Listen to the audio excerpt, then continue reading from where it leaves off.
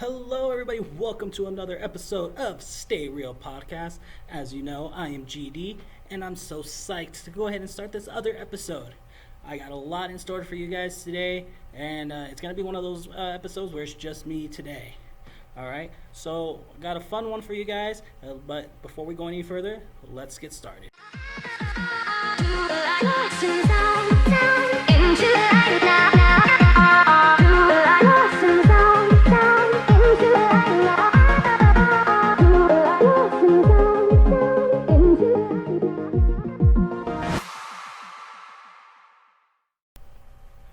Alright guys, today we're going to be talking about a very special movie of mine that I just truly love. It makes me laugh, it makes me, cry tears of joy because of how funny it is.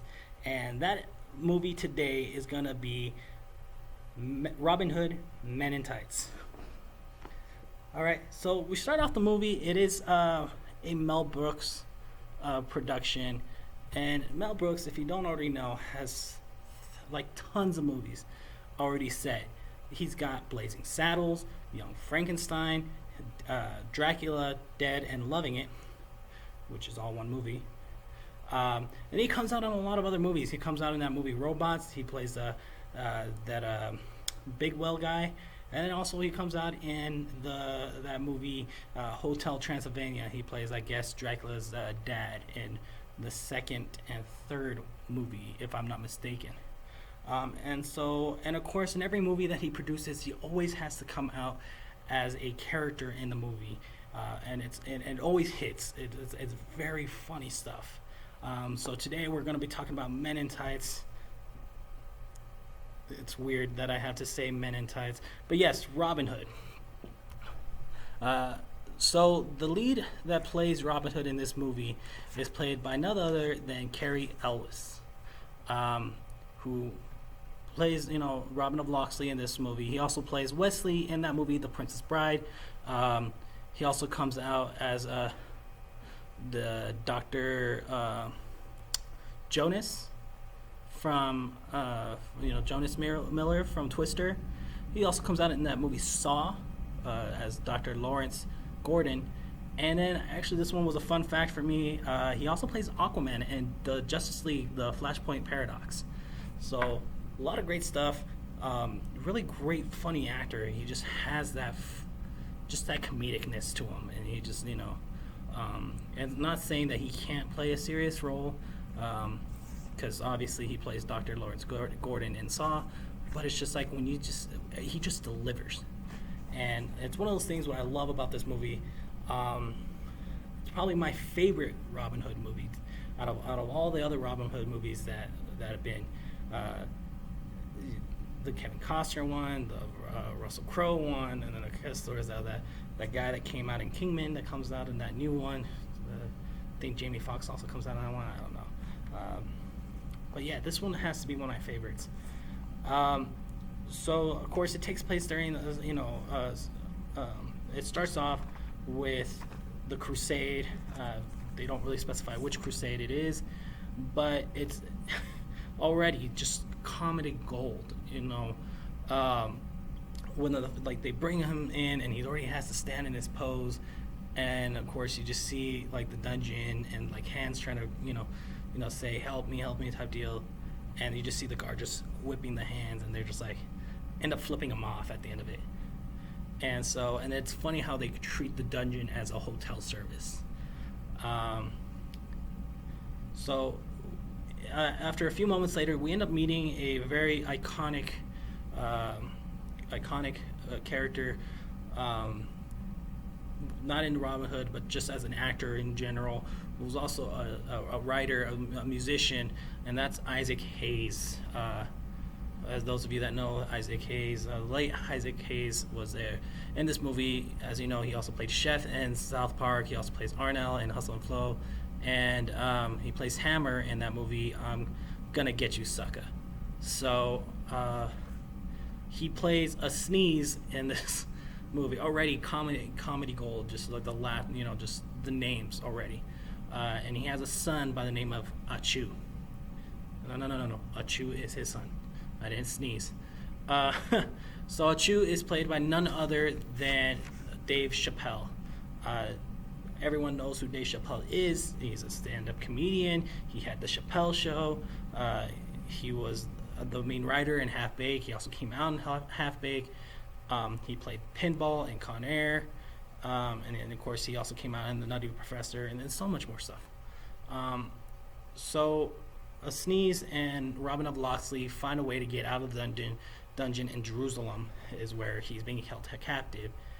And then from there, when they finally get out, I mean, the whole dungeon scene's funny to begin with, and then we get into like, okay, now it's time to go back to England.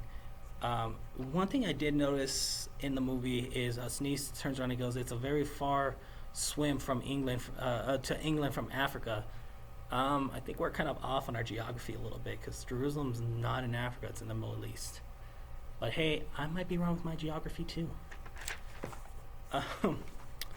And so you'll see right here, if we just put it right.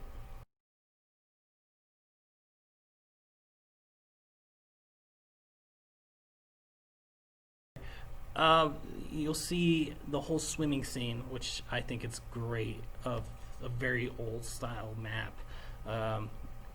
And you know, we go further into the movie. Of course, now Robin Hood is dressed like Robin Hood. You know, it has the the hat, the pointy hat, the feather on there. You know, just very, and it's got the tights on. And we finally get to see Chu, played by none other, as I said, Dave Chappelle. And I think it's great how they kind of incorporate how stereotypical cops are in most cases. We're not going to go fully into this whole discussion of what's going on nowadays, but seeing the Knights over here beating up on Chu, who knows what the hell he did. But hey, Robin comes and saves him. And I love how it's just funny how they turn around and do karate moves. They just allowed, I think it's called just a loud, just "ayah" type of deal, except for them it's like "wow." Dave Chappelle adds in a freaking Michael Jackson hee. Dude, you can't get enough of this. It's like every time I watch this movie, it just has me in tears, especially in that part, because they go full kung fu fighting. If someone play kung fu fighting, they should have played it in that scene just for shits and giggles. But of course, naturally, Robin and Chu end up winning, and they cut to the next scene where now Robin Locksley gets to his home and it's being towed away like a car, but not like a trailer. That's the one I'm looking for. They tow it away like a trailer. You even see the wheels on it and everything. So I love when you really look into the paper and you read the whole letter of the whole eviction and the taxes. I fully read it, and it's it's funny because at the very bottom, if you look really closely at the very bottom, and I'll show you the picture here now.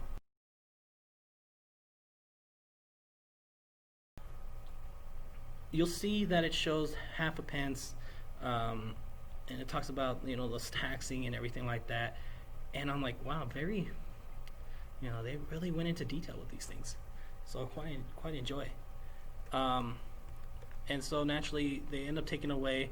Robin Locksley is pissed because they're taking away his home, and just like any tow truck guy, he's like, I don't give a shit. I'm getting paid either way. I'm taking this car until you get your shit together. And then we see Blinken, Robin Locksley's loyal blind servant.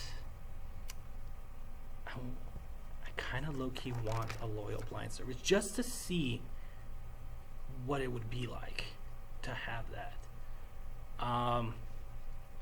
I, for some odd reason, did not put on here Blinken, which is interesting enough considering the fact that I made sure I got all the notes of everyone that was going to be in this, everyone that I was going to be mentioning in this movie.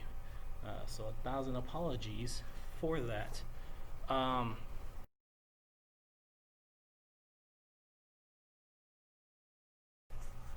But Blinken already, you see Blinken, and already there's like 10 jokes right there. You have the Playboy magazine that's Braille. You have, him trying to open up a door that's not even there, and then just bumps into a statue. And he's just coddling the statue, thinking it's actually Robin. And it's, it's great stuff. I love it. Love everything about it. And so now they're on a quest. It wouldn't be Robin Hood without there being a quest. And then you see Macaulay Culkin? No, it is not Macaulay Culkin. It is some random kid that just happens to be, a spoof. I guess it's a spoof on Home Alone because he does the whole, which very iconic Macaulay Culkin. We now get to meet the Sheriff of Rottingham. Let me tell you guys on how much I watched this movie. My uncle and I have recited this movie from beginning to end, and I'm able to sit there and catch all the mess ups and say the mess ups the way that the Sheriff of Rottingham does. I mean, if you watch these clips. Over that boy Ham! He dared to kill a king's dare. Enough! King, illegal, forest, true pig, wild, kill in it is. What? And then, of course, the freaking longest one. King, illegal, forest, two pig, wild, to kill it is. None of it makes sense. He just completely, every time he gets flustered or gets excited, he just ruins his whole sentence. And my favorite part was just that last part. Oh my god. And so that one is my favorite. And I probably botched it just a little bit. I don't think I got all the words right. I might have actually accidentally added some in there. But of course, the Sheriff of Rottingham is played by none other than Roger Reeves, who comes out in that movie Frida. He plays Guillermo Gallo. He also comes out in that movie The Prestige. He plays Owen, and he also comes out in that movie Pink Panther, Raymond LaRocque. And I liked him in The Prestige. I really didn't recognize him in The Prestige. It's been a while since I've seen that movie. Really good movie though. Love that movie. We'll eventually talk about that another time. And then so now it's so we get introduced to the Sheriff of Rottingham, as he says, patting his horse and fluffing his hair. And then of course he gets beat by Robin O'Locksley. And then hangs him upside down, and now the horse takes off, and the knights are just da da da da da da da da da da da.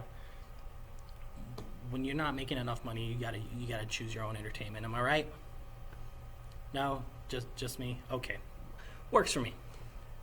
Now we get to meet Maid Marion, played by Amy Yoshik, who also comes out in the movie The Mask, the one with Jim Carrey. She plays Peggy I think is Brind. She plays Mina and Dracula, Dead and Loving It. And of course, she plays as Diana in that show, Magnum P.I. So very hot. She is fine. So I love how Mel Brooks movies break the fourth wall every time. And it's always a good fourth wall break. In this case, you see Maid Marion singing, and you just see the camera just go through the glass window, and I think it's just phenomenal. Like, okay, let's ignore, modern day camera work from at a time that's not supposed to have any sort of technology ever, and so she's singing, and of course you also not only get to meet Maid Marion, you also get to meet Broomhilda, who is her maid type deal, I guess. And Broomhilda is played by none other than Megan Cavanaugh, who coincidentally I didn't know played Judy Neutron in the Jimmy Neutron series. She also comes out in Dracula, Dead and Loving It. She plays Essie. So I think I'm starting to see the pattern here. It might be going a little crazy, but eh. And so I love the Everlast product placement. You gotta love it. And it's a chastity belt made by Everlast, and oh my god, that's comedy gold. The next scene, you finally get to meet Prince John, played by Richard Lewis. You know, that man is just fame on its own. He played Edgar Allan Poe and the AJ Time Traveler, and then he played Markov and the Maze. And he's just done so much stuff and so much to write down. But Richard Lewis does a phenomenal job in this movie. The mole just throws me off because it's like it's 1 minute it's here, next moment it's there, the next scene it's over here, and the next scene it's over there. And I love how they play with it. It's like I guess it also is trying to hit those movies that every time it's like, you know that a scene was shot one moment and then like the next, and it wasn't like the next part of it, that same scene wasn't shot until like almost a couple days later. So they're always missing. They always have something that's a little bit off that wasn't there so when you see the scene. It might be just me. Maybe they were just playing around with the mole thing. But I personally believe that it was just one of those things where they make fun of those movies. And I think I might be able to find a couple clips where they kind of do that, where you kind of see you see the same scene, and all of a sudden, like, you know, you see that movie mistake is what they call it. So let me see if I can put some right here. If not, if I can't find any, then, well, you guys can find them. If you guys are movie nuts like myself, you'll eventually find something. And of course, Sheriff Rottingham's over here explaining to Prince John that, hey, I just got my ass beat by Robin of Locksley, but it's okay though because I'm laughing because I know you don't want to hear bad news, and who does? You know, if you had a nice BM in the morning, which she literally states, that's exactly what he says. You know, I had a great morning. I had a good night's sleep. Had a nice BM. Can't take bad news, and frankly, sir, it's bad. And he's like, I knew it. He just freaks out. He just tenses up. And of course, you know, tell me the bad news in a good way.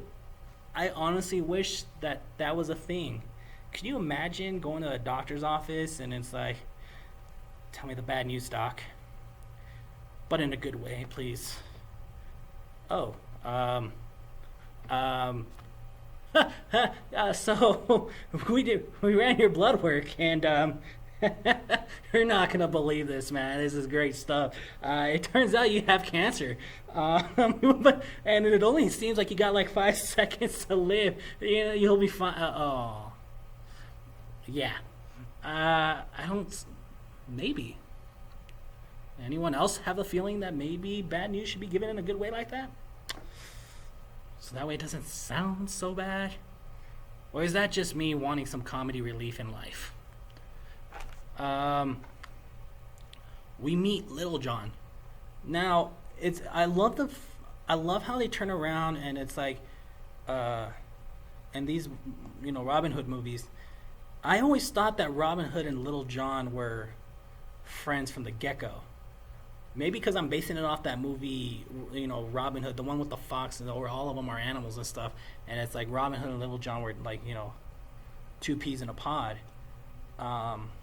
So maybe I'm seeing it differently in this case, because honestly, you end up meeting Little John, and you know, it's in this movie Robin Hood meets Little John because of the paying a toll on a creek.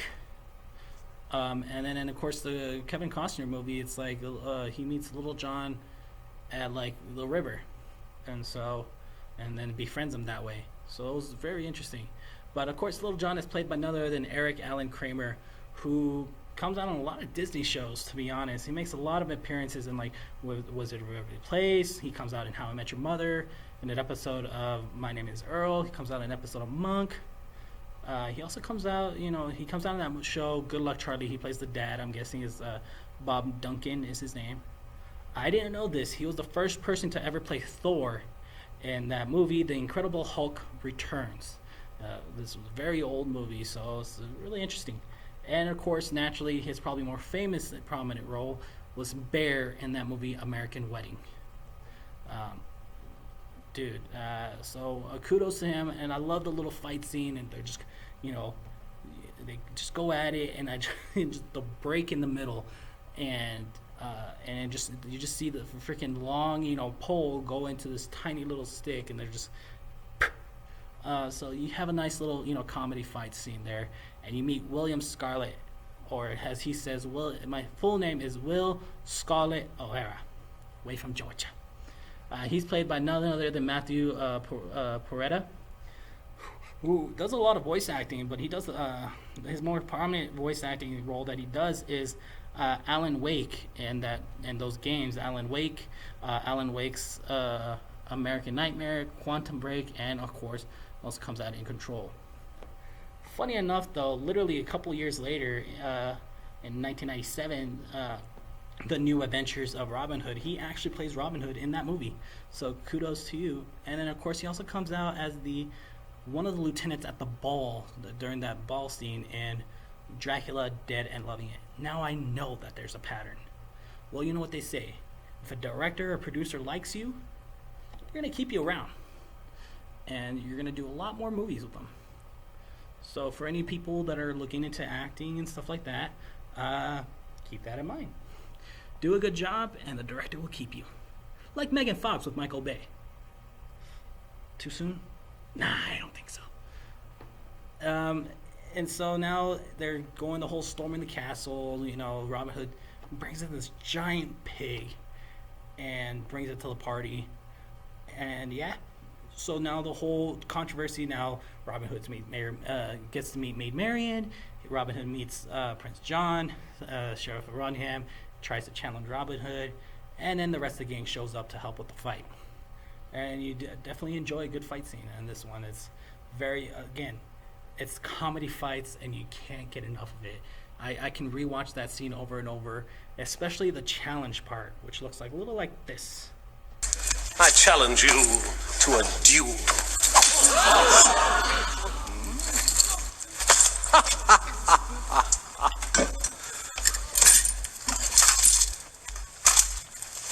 I accept.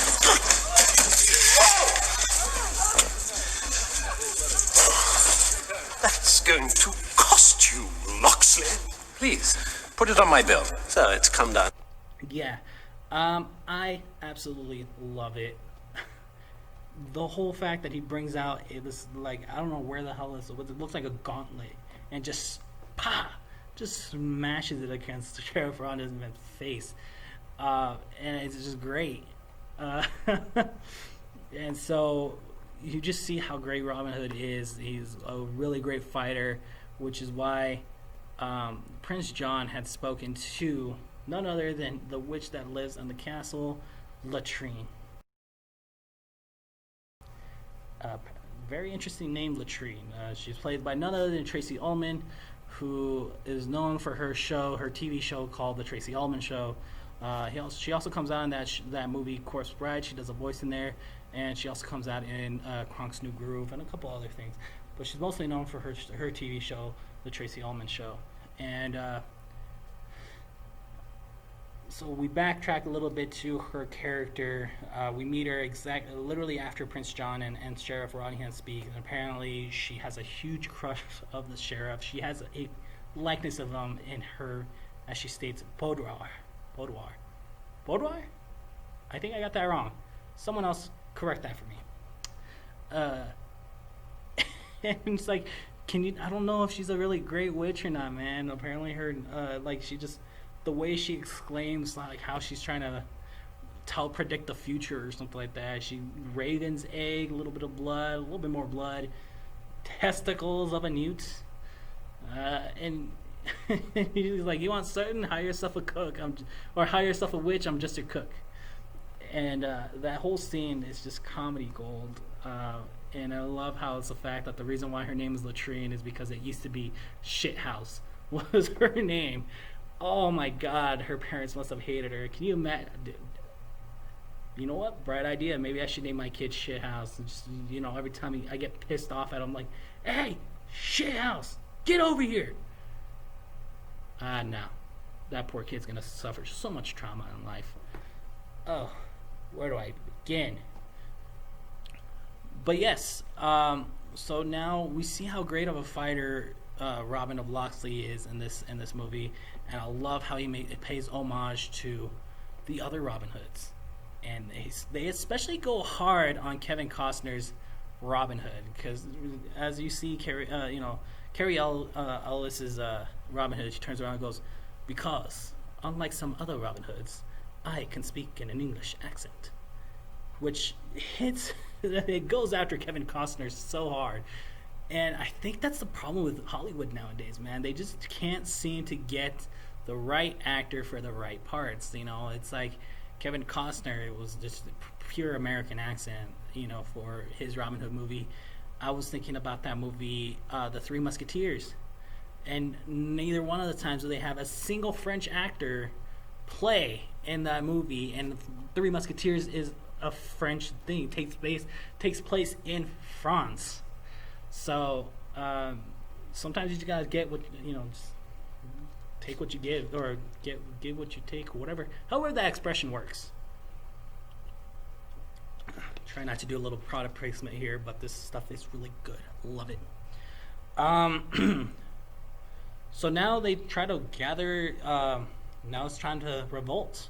Let's get the villagers in. Let's go ahead and storm the castle. Let's go ahead and take back our land. No more imposing taxes, and very Revolutionary War type stuff. But you gotta love how Robin of Locksley always has to go to these long tangent speeches, and it just, everyone's trying to cut him off. You see it happen like 2 or 3 times, and of course, finally on this last time, you see him, everyone's asleep. And Achu does a very wonderful rendition of a speech where it's, oh man, where was it from? That speech from Malcolm X, the Plymouth Mouth speech, where it's like, we didn't land on Plymouth Mouth landed on us. And in this case, he does something. It's like, you run amok. We didn't land on Sherwood Forest. Sherwood Forest landed on us. And he riles up the troops, and everyone's with him. And it's just one of those things where, that's yeah, sure, let's get everyone going. We see a nice homage to. Well, I don't want to say homage. It's a great cameo by Dom DeLuise, the late Dom DeLuise. He plays Don DeLuise in this, very, very creative wordplay there. He also comes out in Spaceballs. He played Pizza the Hut. He plays Budley Bazaar in Blazing Saddles. He plays I didn't know this. He also comes out in that movie Oliver and Company. He plays Fagin. And of course he plays Itchy Feld in All Dogs Go to Heaven, in all the movies and stuff. So Dom DeLuise, really great actor. He just has that, just that comedy side to him, and he just, you can tell, right away that he loves doing what he does. So homage, kudos to you, Dom DeLuise. Another actor that's in this movie that unfortunately has passed. And so they go into the whole how they're gonna kill Robin of Locksley, and naturally, in every story there's got to be some sort of archery contest, and it's funny because like even Robin of Locksley can't help himself. Even when Maid Marion comes up to him, he's like, it's like, they plan on killing you at this fair. Promise you won't go. Well, that's easy. I won't. Okay, sweet, thank you. They were trying to lure you because they were gonna have an archery contest, and immediately, an archery contest. Really? All right. I promise you won't go. Nice wordplay. You gotta cool it. Even caught freaking Achu off guard. He was like, "Wait a minute, Robin, you just..." And he's like, "Cool it." He's like, "All right, chill. I got you." And then it comes a great song, "The Night Is Young," and it's sung so wonderful, and I love the background singing. We'll play a small clip of it. Can I go? And so you can't. Oh my God, you don't get movies like that nowadays, man. And it's. I enjoy. Like I said, I love this movie. I can watch this movie over and over and over again. This scene especially, and I would still laugh with tears coming out of my eyes. How hard I'm laughing with this movie. We skip to the next scene and we get into the whole archery contest, and yeah, naturally looks like Robin Loxley shows up, but of course, as in any other movies, he comes out in a disguise. And I love how they mentioned like he looks like Mark Twain. I might have to do my history search on that. Maybe he does. Maybe he doesn't look like Mark Twain. If so, there you go, Cary Elwes. There's your next movie. Become Mark Twain. And so now, of course, he reveals himself after he takes a shot, and the sheriff of Rottingham turns around and just kind of calls him out, like, "Hey." And he starts an uprising. Naturally, everyone's excited to see him. And of course, he loses. Again, great work of breaking the fourth wall. They bring out the script of the movie, and they're having to read it to figure out, wait a second, Robin gets another shot. Oh my God, that's like me like taking a moment here, pausing, and then now I'm already talking to you guys, so we'll just pretty much already breaking a fourth wall in a sense. But yeah, you gotta enjoy. I love fourth wall breaks, man. There's a lot of it in Mel Brooks movies. Of course, everyone knows the famous wall breaker, Daredevil. Oh, sorry, not Daredevil. Deadpool. I'm gonna get a lot of shit for that one, especially from my friends. Deadpool, who is the most notorious fourth wall breaker in the history of movies, TV shows, and comic books. I mean, I'm not going to get too far into it because of the fact that's a whole nother episode on its own. I can go on and on with Deadpool. But yes, and I think, to me personally, I feel like Mel Brooks really broke the spectrum of the fourth wall break, and and people just kind of fed off of that. It's really, really interesting stuff. And so, of course, Robin wins and then gets captured, and now it's like, okay, well, Sheriff of Rottingham turns around and it's like, okay, I captured Robin Hood, time for the execution. And of course, Maid Marion wanted saving the love of her life that she's only known for about a few hours, maybe a couple days now. Is all of a sudden just smitten over Robin Hood, and now it's just like, okay, I'll marry you if you spare his life. And so now it's like, okay, let's go ahead and we'll take care of that. And naturally, the sheriff has a trick up his sleeve. While there's a wedding ceremony, now there's also possibly a hanging. So they have him just in case of the fact that she turns around and backs out. And of course comes a great fight scene with the villagers against all the knights. You get a lot of just stuff that just breaks out, and there's too much to talk about in this movie, and I can go on and I can literally recite this whole movie from beginning to end, and it's still it's something that you definitely got to watch. The fight scene between the Sheriff of Rottingham and Robin Hood, who Cary Elwes is a very good fencer. In fact, it helped him in that movie, The Princess Bride, since he was already taking fences classes for Robin Hood. It transferred over to him being in that movie, The Princess Bride, and so as the main character, Wesley. And so you gotta love all these great appearances. Dick Van Patten comes out; he plays the abbot. He also comes out in Spaceballs as the king. Patrick Stewart comes out in this movie. He plays King Richard. As you all know, Sir Patrick Stewart plays Picard in Star Trek, Charles Xavier in X-Men, etc., etc., etc. and then of course another one that Robert Wrigley comes out, and he plays the Hangman. He plays as Mayor Egon. Yeah, Mayor Egon in Beverly Hills Cop, and Walter Keaton in Philadelphia, and those are such great actors. So at the time, this movie it was made in the 90s, and you have all these great characters at the time frame, all in this movie, all funny actors, always giving it 110% each time. Mel Brooks makes a cameo appearance as Friar Tuckman, who's obviously, which is weird because he's a Friar Tuckman, but yeah, he's a rabbi.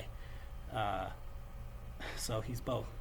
So, well, actually, his name is Rabbi Tuckman, but he's supposed to be homage to Friar Tuckman because of the fact Mel Brooks is Jewish, so they had to go down that route. And there's so many key laughing points watching this movie over and over again. I can recite the whole thing. My uncle and I had literally recited this whole movie one time on our trip from Vegas to California, and it just made us even laugh even harder because of the fact on how much we watched this movie. And so I hope you guys watch this movie too. I guarantee you're not gonna miss out on anything else if you watch this movie, because it's gonna have you dying of laughter the first time you ever watch it. And I think that's the kind of comedy I grew up with, and that's how I grew up with the sense of humor that I have now, and it's paid homage to myself as the jokester that I am, how much shit talking I could do, and and just growing up from there. I really don't I really don't see any other movie that makes me laugh as hard as these ones, or anything by Mel Brooks always has me dying. Young Frankenstein and Blazing Saddles, their comedic humor, these are stuff that I laugh at now that I feel personally would not be able to stand strong in nowadays movies. And it's such a sad thing to hear and say, but it's true. There's a lot of everything having to be PC, and I'm not going to get fully into this whole this whole talk, but it does, I feel like if people just laughed a little bit more, see the humor behind everything would be so much easier in life. But that is the end of my show, guys. I hope you guys enjoyed this movie, and I hope you guys enjoyed this podcast about this movie. Definitely let me know in the comments on what you guys think of the movie yourself. If there's any other movies that you guys want me to talk about, I'll be more than happy to go into it. Hopefully here in the next week, I'll be doing another live podcast with, it's going to be a continuation of one from Iron Moop 90. When I was in Vegas, we did a drinking game, and we will be continuing said drinking game on this channel. So make sure that you guys like and subscribe my show, as well as go ahead and click the link on the in the comments on the description below. I'm sorry. That's going to lead you straight to Iron Moop 90, who is my uncle. We'll get into the show that we were starting off already with the drinking game, and we're going to continue on from that point. It'll be fun, a lot of good times. Feel free to join us in this in that live video. All right, guys, and don't forget, make sure stay real.